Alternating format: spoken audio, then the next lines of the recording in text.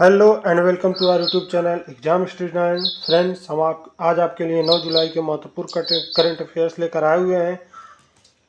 Friends, अगर आपको video अच्छा लगा तो लाइक करें, चैनल को सब्सक्राइब करें और दोस्तों के साथ शेयर जरूर करें, क्योंकि करंट अफेयर्स किसी भी एग्जाम में महत्वपूर्ण भूमिका निभाते हैं। तो चलिए जानते हैं आज कौन सा दिवस है। तो 9 जुलाई को राष्ट्रीय डिम्पल दिवस। हम उन लोगों की प्रशंसा करते हैं जिनके शरीर पर एक मनमोहन प्राकृतिक गड्ढा होता है, जिसे डिम्पल कहा जाता है। और 9 जुलाई को ही राष्ट्रीय विद्यार्थी दिवस भी मनाया जाता है। बात करते हैं अगला कौन सा दिवस मनाया जाता है। तो 9 जुलाई को राष्ट्रीय चीनी कुकी दिवस। यह 9 जुलाई को लोकप्रिय और स्वादिष्ट चीनी कुकी के सम्मान में मनाया जाता है। यह दिन चीनी कुकी के स्वादिष्ट छोटे से उपहार और हमारे जीवन में इसकी बड़ी भूमिका का जश्न मनाता है। बात करते हैं अगला कौन सा दिवस मनाया जाता है। तो 9 जुलाई को नुनाउट दिवस मनाया जाता है।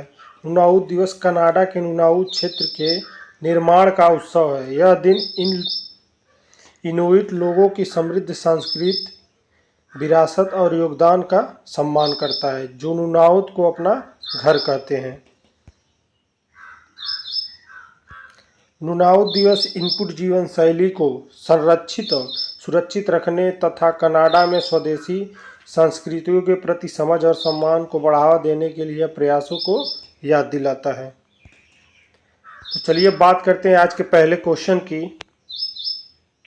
तो हाल ही में किस संस्थान ने समुद्री सुरक्षा के सुधार के उद्देश्य से जहाज प्रक्षेप्य पथ भविष्यवाणी उपकरण विकसित करने के लिए भारतीय शिपिंग रजिस्टर के साथ एक समझौते पर हस्ताक्षर किया है? तो ये आईआईटी बॉम्बे ने किया है, यानी ऑप्शन नंबर 20 का राइट आंसर हो जाएगा। चलिए जान लेते हैं इसके बारे में।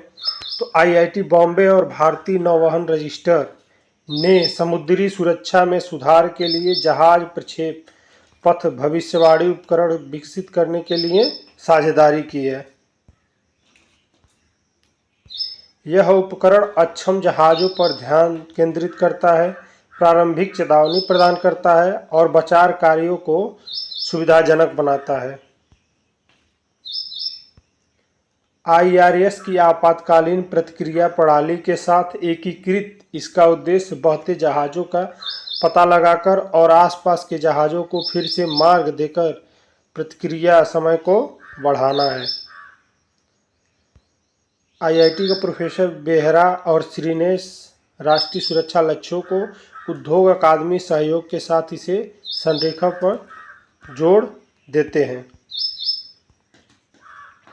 बात करते हैं अगले क्वेश्चन की। राष्ट्रपति द्रौपदी मुर्मू ने रक्षा अलंकरण समारोह में कितने कीर्ति चक्र प्रदान किए थे? तो ये 10 कीर्ति चक्र प्रदान किए गए थे, यानी ऑप्शन नंबर डी इसका राइट आंसर हो जाएगा। अब बात कर लेते हैं भारत में सैन्य सम्मानों की।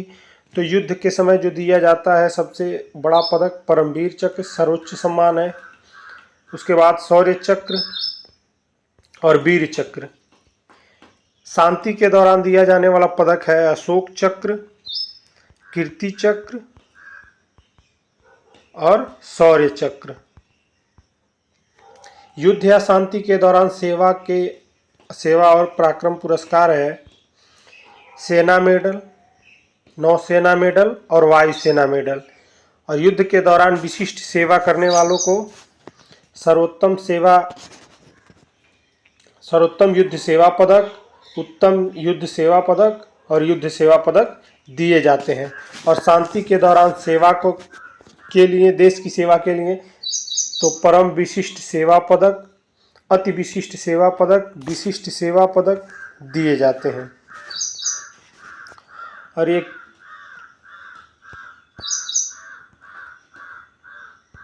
बात करते हैं अगले क्वेश्चन की। तो हाल ही में खबरों में रहा काजीरंगा राष्ट्रीय उद्यान किस राज्य में स्थित है? तो ये असम में स्थित है, यानी ऑप्शन नंबर डी इसका राइट आंसर हो जाएगा। बात करते हैं भारत की। तो भारत में टोटल 106 राष्ट्रीय उद्यान हैं और 53 टाइगर रिजर्व हैं, जिसमें पंजाब में कोई भी राष्ट्रीय उद्यान नहीं है, जबकि मध्य प्रदेश में टोटल 12 राष्ट्रीय उद्यान हैं, यानी भारत में सबसे ज़्यादा है। भारत का सबसे बड़ा राष्ट्रीय उद्यान हेमिस राष्ट्रीय उद्यान लद्दाख का है।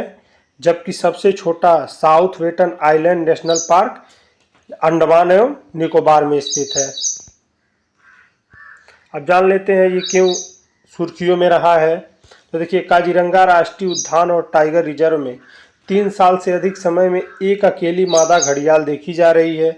घड़ियाल या गोइयस गैंगेटिकस मीठे पानी के मगरमच्छ हैं जो कभी पूरे दक्षिण एशिया में फैले हुए थे, लेकिन अब मुख्य रूप से नेपाल और उत्तरी भारत में बिखरी हुई आबादी में पाए जाते हैं। वे गंभीर रूप से संकटग्रस्त हैं, यानी लगभग विलुप्त होने के कगार पे हैं। उनकी वैश्विक आबादी कुछ 100 तक ही सीमित रह गई है। नर 20 फीट तक बढ़ सकते हैं, जबकि मादा 15 फीट तक बढ़ सकती हैं। चलिए जान लेते हैं भारत से जुड़े एक खिलाड़ी की। तो भारतीय दावक अविनाश सावले ने डायमंड लीग 2024 में पुरुषों की 3000 मीटर दौड़ में स्टीपल चेज स्पर्धा में राष्ट्रीय रिकॉर्ड तोड़ दिया है। बात करते हैं 33वें मैंगो फेस्टिवल का राजधानी स्थित दिल्ली हॉट जनकपुरी में समापन हुआ। किस भारतीय स्क्वाश खिलाड़ी ने एशियाई डबल्स स्क्वाश चैंपियनशिप में 2 गोल्ड मेडल जीते हैं? तो ये अभय सिंह ने जीते हैं, यानी ऑप्शन नंबर 20 का राइट आंसर हो जाएगा। बात करते हैं अगले क्वेश्चन की। तो राष्ट्रीय बाल अधिकार संरक्षण आयोग ने यानी एनसीपीसीआर ने किस राज्य अभ्रक खदानों को बाल श्रम मुक्त घोषित किया है? तो ये झारखंड के अभ्रक खदानों को किया गया है, यानी ऑप्शन नंबर ए इसका राइट आंसर हो जाएगा। चलिए जान लेते हैं फैक्ट के बारे में। तो प्लास्टिक रिसाइकलिंग और स्थिरता पर वैश्विक कॉन्क्लेव का दिल्ली के प्रगति मैदान स्थित भारत मंडपम में समापन हुआ है। बात करते हैं अगले क्वेश्चन की। खेल से जुड़ा दिग्गज रेसलर जॉन सीना ने WWE से संन्यास की घोषणा की है। ये किस देश के हैं? तो ये अमेरिका के हैं, यानी ऑप्शन नंबर ए इसका राइट आंसर हो जाएगा। बात करते हैं 7वें क्वेश्चन की। स्पेनिश ग्रैंड प्रीमियम में महिलाओं के 50 किलो भार वर्ग में स्वर्ण पदक किसने जीता है? तो विनेश फोगाट ने जीता है, यानी ऑप्शन नंबर ए इसका राइट आंसर हो जाएगा। बात करते हैं अगले क्वेश्चन की। तो केंद्रीय बजट 2024-25 कब पेश किया जाएगा? तो 23 जुलाई को पेश किया जाएगा, यानी ऑप्शन नंबर 20 का राइट आंसर हो जाएगा। चलिए जानते हैं इसके बारे में। तो 18वीं लोकसभा के गठन के बाद अब सबकी निगाहें मोदी सरकार के तीसरे कार्यकाल के पहले बजट पर टिकी हुई। आपकी जानकारी के लिए बता दें, संसद की बजट सत्र 22 जुलाई से 12 अगस्त तक चलेगा। इस सत्र के दौरान 23 जुलाई को वित्त मंत्री निर्मला सीतारमण 2024-25 का केंद्रीय बजट पेश करेंगी। और इसके साथ ही एक रिकॉर्ड जान लेते हैं, इसके साथ ही सीतारमण लगातार 7 बार केंद्रीय बजट पेश करने वाली पहली वित्त मंत्री बन जाएंगी।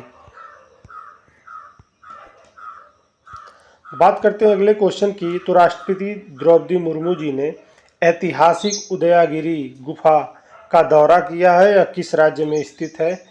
तो यह ओडिशा में स्थित है, यानी ऑप्शन नंबर ए इसका राइट आंसर हो जाएगा। बात कर लेते हैं उड़ीसा के। तो उड़ीसा में 4 दिवसीय दौरे पर गई राष्ट्रपति द्रौपदी मुर्मू भुवनेश्वर में ऐतिहासिक उदयगिरी गुफाओं का दौरा कर रही हैं। उदयगिरी की गुफाएं हाथीगुम्बा शिलालेख के लिए प्रसिद्ध है, जो ब्राह्मी लिपि में खुदी हुई है, और शिलालेख जैन षडोमकार मंत्र से शुरू होता है और उड़ीसा के प्राचीन नाम कलिंग के एक महान राजा खारवेल द्वारा किए गए विभिन्न सैन्य अभियानों को दर्शाता है। बात करते हैं अगले क्वेश्चन की। तो संघाई सहयोग संगठन के नए सदस्य के रूप में कौन देश शामिल हुआ है? तो ये बेलारूस शामिल हुआ है, यानी ऑप्शन नंबर ए इसका राइट आंसर हो जाएगा। बात करते हैं बेलारूस की। तो बेलारूस की राजधानी जो है वो मिन्स्क है, मिन्स्क। और इसकी मुद्रा जो है वो बेलारूसी रूबल चलती है यहाँ पे। और यहाँ के राष्ट्रपति जो हैं एलेक्जेंडर लुकाशेक हैं। बात करते हैं अजरबैजान की। तो अजरबैजान में इसकी राजधानी जो है वो बाकू है और यहाँ पे अजरबैजानियाई मैनेट चलता है। और यहाँ के राष्ट्रपति जो है इल्हाम इलिये हैं। बात करते हैं ऑस्ट्रेलिया की, तो ऑस्ट्रेलिया में ऑयल पेट्रोलियम एक्सपोर्टिंग कंपनी का हेडक्वार्टर है, यानी ओपेक का हेडक्वार्टर है ऑस्ट्रिया की राजधानी वियना में। और यहाँ पे मुद्रा जो है यूरो चलती है और यहाँ के राष्ट्रपति जो है हेंज फिशर है इस समय। बात करते हैं तुर्की की, तो तुर्की की राजधानी अंकारा है और यहाँ पे तुर्किश लीरा चलता है और यहाँ के राष्ट्रपति जो है वो तैयब अर्दोगन है। बात करते हैं एससीओ की, तो एससीओ का हेडक्वार्टर जो है ये चीन के पेकिंग शहर में है और इसमें टोटल 8 परमानेंट सदस्य हैं, जिसमें चीन, भारत, कजाकिस्तान, किर्गिस्तान, पाकिस्तान, रूस, तजाकिस्तान, उज्बेकिस्तान और चीन जो है ये 8 परमानेंट सदस्य हैं। देखिए, संघाई सहयोग संगठन एससीओ के 10वें सदस्य के रूप में बेलारूस को औपचारिक रूप से स्वीकार कर लिया गया है। इसमें एससीओ की क्षेत्रीय सहयोग की क्षमता में बढ़ोतरी होगी। एससीओ एक अंतर सरकारी संगठन है, इसकी स्थापना साल 2001 में की गई थी। वर्तमान में एससीओ में 10 पूर्ण सदस्य, 2 पर्यवेक्षक देश और 14 डायलॉग पार्टनर हैं। भारत भी इसका एक पूर्ण सदस्य है। भारत 2017 में इसका पूर्ण सदस्य बना है। बात करते हैं अगले क्वेश्चन की, तो स्वदेशी लाइट टैंक जोरावर का निर्माण डीआरडीओ ने किसके साथ मिलकर तैयार किया है? तो लार्सन एंड ट्यूब्रो के साथ तैयार किया गया है। ऑप्शन नंबर सी इसका राइट आंसर हो जाएगा। चलिए जानते हैं जोरावर के बारे में। तो देखिए, रक्षा अनुसंधान और विकास संगठन यानी डीआरडीओ एवं लार्सन और ट्यूब्रो यानी एलएनटी जिसको बोलते हैं के साथ मिलकर स्वदेशी लाइट टैंक जोरावर को लॉन्च कर दिया है और जल्द ही इसका व्यापक परीक्षण किया जाएगा। यह टैंक कमिंस इंजन द्वारा संचालित होता है और डीआरडीओ ने घरेलू स्तर पर एक नया इंजन विकसित करने की परियोजना शुरू की है। बात करते हैं अगले क्वेश्चन की, तो हाल ही में किस राज्य सरकार ने मित्रवन पहल शुरू की है? तो ये उत्तर प्रदेश सरकार ने की है, यानी ऑप्शन नंबर 20 का राइट आंसर हो जाएगा। और ये किसके साथ और क्यों की गई, चलिए जानते हैं। उत्तर प्रदेश की योगी आदित्यनाथ सरकार ने उत्तर प्रदेश और नेपाल की सीमा पर वृक्षारोपण जन अभियान 2024 हिस्से के रूप में मित्र वन शुरू करने की घोषणा की है। इस पहल के लिए कम से कम 35% वन प्रभाग मित्र वन की स्थापना के लिए स्थानों की पहचान करेंगे। इस पहल में वृक्षारोपण जन अभियान में भाग लेने वाले प्रत्येक जिले में शक्ति वन, युवा वन और बाल वन जैसे विशेष वन भी स्थापित किए जाएंगे।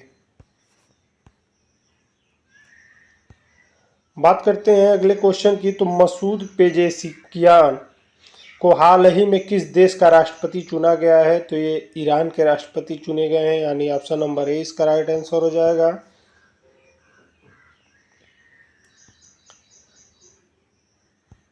ईरान में हाल ही में हुए राष्ट्रपति चुनाव में सुधारवादी नेता मसूद पेजेशिकियान ने शानदार जीत दर्ज की। उन्होंने कट्टरपंथी नेता सईद जलीली को हराया है।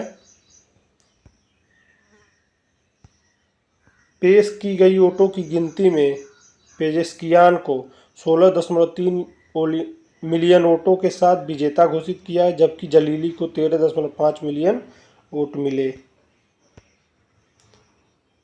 बात करते हैं अगले क्वेश्चन की, तो यूनाइटेड किंगडम की पहली महिला वित्त मंत्री कौन बनी है? तो राचेल रीव्स बनी है, यानी ऑप्शन नंबर ए इसका राइट आंसर हो जाएगा।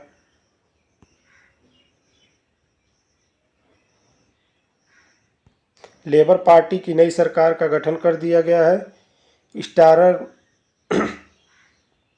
स्टारर ने राचेल रीव्स को देश की पहली महिला वित्त मंत्री के रूप में नियुक्त किया है। रीव्स ब्रिटेन की राजकोष की पहली महिला चांसलर बनी है।